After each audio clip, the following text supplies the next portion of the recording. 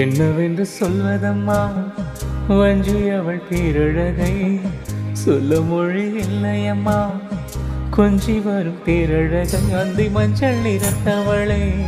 என் நெஞ்சில் நிலைத்தவளை நான் என்னென்று சொல்வேனோ அதை எப்படி சொல்வேனோ அவள் வான்மேகம் காணாத பால்வினா இந்த பூலோகம் பாராத தேன்வினா என்னவென்று சொல்வதம்மா வஞ்சி அவள் பேரழகை சொல்ல மொழி இல்லையம்மா கொஞ்சி வரும் பேரழகை அந்தி மஞ்சள் நிறத்தவளே